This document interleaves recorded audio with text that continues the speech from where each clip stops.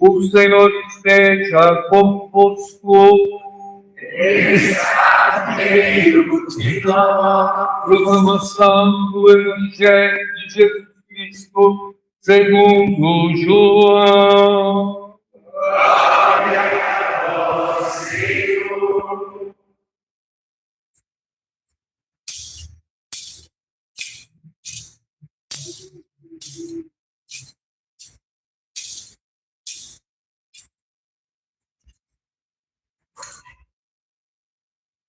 Ao anoitecer daquele dia, o primeiro da semana, estando fechadas por medo dos judeus as portas do lugar onde os discípulos se encontravam, Jesus entrou. E pondo-se no meio deles, disse: a paz esteja convosco. Depois dessas palavras, mostrou-lhes as mãos e o lado. Então os discípulos se alegraram por verem o Senhor. Novamente Jesus disse: a paz esteja convosco. Como o Pai me enviou, eu também vos envio. E depois de ter dito isto, soprou sobre eles e disse: recebei o Espírito Santo. A quem perdoardes os pecados, eles lhe serão perdoados. A quem os não perdoardes, eles lhe serão retidos. Palavra da salvação. Glória a vós, Senhor. Aleluia.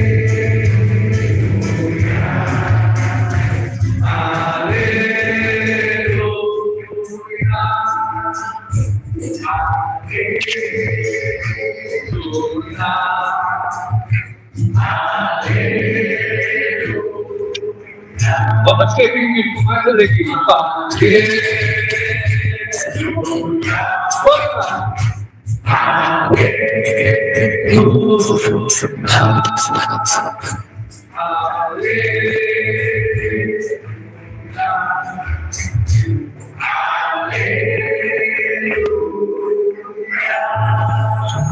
Vamos cantar outra vez isso, aleluia, está lá na Praça da Sé, na Virada Cultural, e no Anhangabaú, os cantando.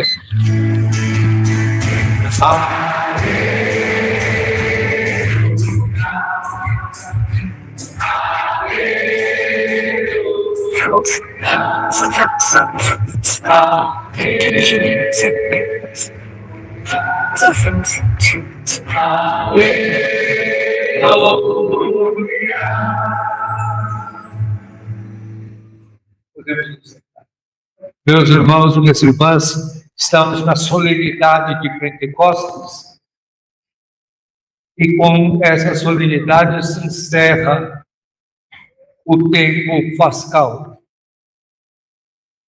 E é a plenitude desse tempo, da presença de Jesus entre nós e da presença do Espírito de Deus, para que nós possamos caminhar.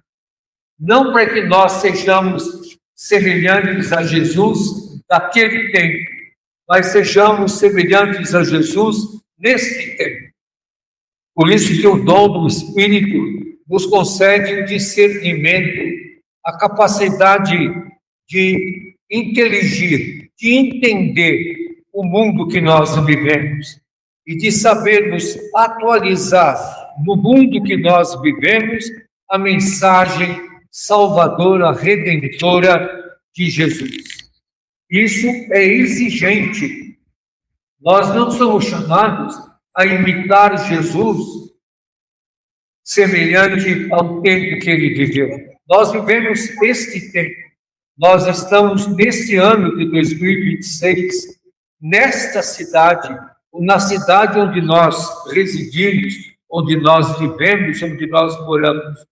E é nesse espaço que nós somos chamados a atualizar a palavra de Deus, o Evangelho de Jesus, a sua mensagem, não é fazer uma arqueologia, mas entendermos a sua mensagem, a sua palavra, o seu amor neste tempo em que nós vivemos. Amanhã o Papa Leão dará a público a primeira encíclica sobre inteligência artificial. E o nome dessa encíclica justamente vai dizer a dignidade humana frente à inteligência artificial. Muitos de nós ainda não entendemos bem que fenômeno é esse. Ele já está nos atingindo. E o Papa vai chamar a atenção de como nós temos que ter o senso ético. E até uma das ideias que o Papa vai desenvolver é que a inteligência artificial pode não ter consciência. Uma coisa é ter a inteligência artificial, trabalhar com muitos dados, com muitas informações, mas como ter consciência? E consciência ética, consciência de quem nós somos, consciência de para onde nós vamos, consciência da desigualdade que nós vivemos e a busca da equidade para que todos tenham vida, e como nos pede Paulo, tudo aquilo que temos e fizermos, seja para o bem comum, seja para o bem de todos. Esse é um conceito que desapareceu na nossa linguagem, o bem comum, o bem para todos, sem excluir ninguém, sem deixar ninguém caído pelo caminho, mas que todos tenham acesso à água potável, acesso a condições dignas de vida, acesso ao trabalho, derrubando a escala 6x1. O Espírito Santo tem muita concretude e vai nos inspirar e dizer que lutas nós temos que ter e como nós temos que viver essas lutas.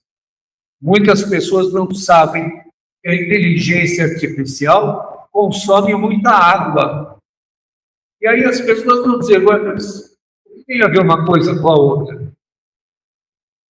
A questão da água tem um gasto exponencial na inteligência artificial para refrigerar e baixar a temperatura dos equipamentos que aquecem muito. Cada vez que uma criança, um jovem, nós manejarmos a inteligência artificial, nós estamos gastando e consumindo água que vai se tornando cada vez mais escassa no nosso mundo e consome os bens da natureza sem saber que a natureza se esgota. E nós estamos vivendo uma crise climática violenta e já os meteorologistas informam que o fenômeno El Niño será extremamente severo este ano e vai nos atingir de maneira bastante dura, com altíssimas temperaturas. Como é que a cidade vai se preparar? Como é que o povo vai se preparar? Como é que os mais pobres vão se preparar para enfrentar uma onda de calor que será cada vez mais extensa? Como enfrentar isso?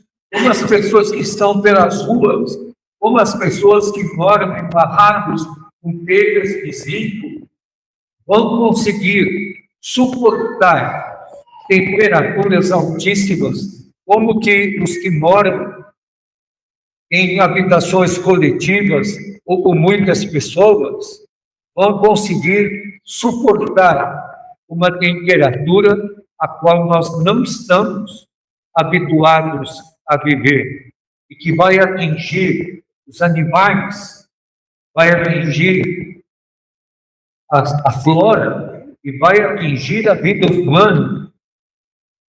E são muitos os fatores que vão nos atingindo de maneira cruel.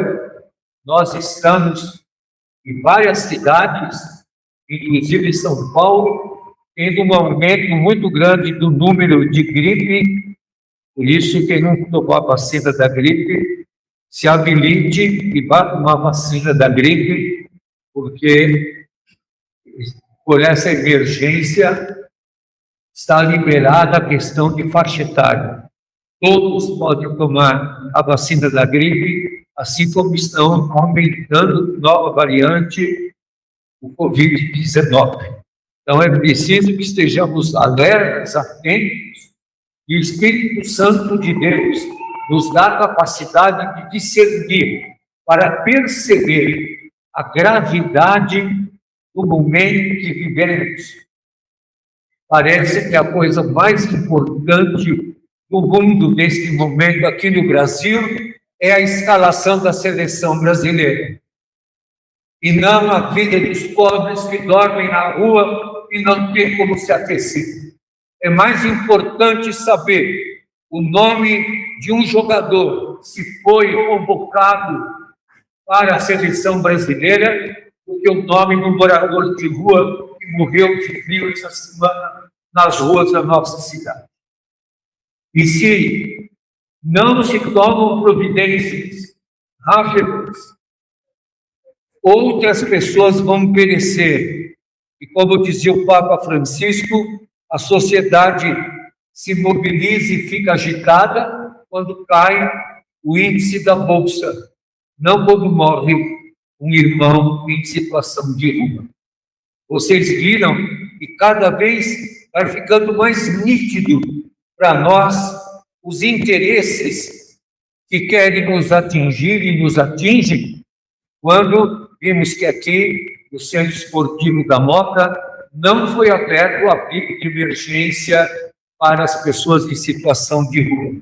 Em mais de 30 anos consecutivos que se abria o abrigo emergencial para recolher, acolher e para dormir com um mínimo de possibilidades as pessoas de rua, esse ano está fechado. Para a elite do bairro, é mais nobre o abrigo estar fechado e as pessoas na calçada do que as pessoas dentro do abrigo, dentro do ginásio de esportes, porque causa dano à dignidade do bairro, pobres, enjeitados, sujos e rejeitados, serem acolhidos à noite para terem onde dormir. Então, o bairro está feliz, porque manteve a dignidade. O ginásio está fechado. Os pobres não serão acolhidos. É pura essa inversão de valores. Por isso que o Espírito Santo faz a força contrária. Renova a face da terra, renova a vida, rega o seco, aquece o frio, o calor é a aragem. O Espírito Santo de Deus transforma, muda e nos faz pensar a partir dos pequenos. A dignidade não está em manter as portas fechadas. A dignidade está em manter as portas abertas. E aqui também, na Praça Campanella, aonde sempre, desde que foi instituída a Operação Baixas Temperaturas, estava aberto para dar algum agasalho, um alimento quente, água e encaminhamento para as pessoas terem onde dormir. Para a dignidade do mercado imobiliário e da especulação imobiliária e dos condomínios está fechado, está inexistente. Não se abriu aqui a tenda de baixas temperaturas. Se abriu bem longe, no Paris, na Olarias, numa rua onde ninguém vê, onde não há vizinhança, onde ninguém vai ferir o olhar, olhando os enjeitados e os rejeitados, tiritando de frio. Essa é uma dura realidade que vivemos. E é melhor não falar disso. É melhor falar de um Espírito Santo que santifica a crueldade, a omissão, os interesses, do que o Espírito Santo que santifique, como nós cantamos na sequência, Pai dos pobres, doador de dons, luz dos corações. A cidade fica mais sofrida no gemido dos que estão abandonados pelas ruas. O Espírito Santo de Deus, ao anoitecer daquele dia, estando fechadas por medo das autoridades judaicas as portas do lugar onde os discípulos se encontravam, Jesus entrou. É preciso que Jesus entre e esteja no meio de nós, como é sua promessa, para nos aquecer, para nos enternecer, para nos passar aquilo que Ele nos concede, a paz, que é a dignidade da vida, mostrando as suas chagas. Nós não queremos ver as chagas dos pobres, não queremos ver as chagas dos doentes. É interessante que até nas redes digitais, se a chaga do pobre aparece, tem que cobrir, dizendo que é imagem sensível. E se for denunciada, cai. A ferida do pobre não pode ser vista. Por quê? Porque a exploração da dor, porque é uma sensibilização sem profundidade, porque não vai mudar nada. A lógica perversa não quer ver a dor dos pequenos. Não quer ver. E se alguém mostrar a dor dos pequenos nas redes digitais, cai. Porque é denunciado. Ninguém quer ver.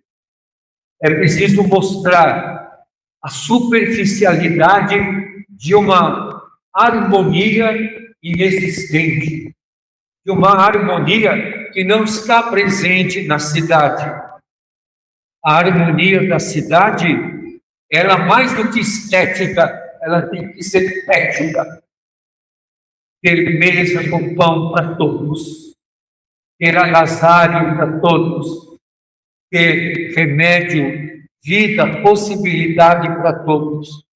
A maior homenagem ao Espírito de Deus. E isso é perdoar os pecados. Recebam o Espírito Santo para que os pecados sejam perdoados, isto é, para que a ordem injusta seja transformada em fraternidade, em solidariedade, dos diversos dons, das diversas possibilidades, para que todos vivam. E hoje o celebrar Pentecostes seja o perdão do pecado do egoísmo, do individualismo e dos interesses dos poderosos. O Espírito Santo é o Pai dos pobres, que alimenta a todos, que vivifica a todos, que faz para todos a vida ser feliz. Que o Espírito Santo plenifique a nossa vida, plenifique a nossa luta, plenifique o amor. O Espírito Santo de Deus, o amor, que se derrama sobre todos nós. Amém.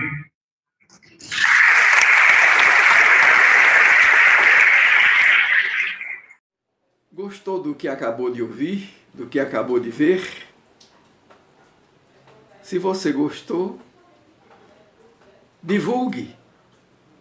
E além de divulgar, inscreva-se no canal TV MTC. Simples assim. Aperte no botão inscreva-se. E assim você está fortalecendo um instrumento de formação e de informação da classe trabalhadora das trabalhadoras cristãs, dos trabalhadores cristãos. Contamos com essa sua colaboração.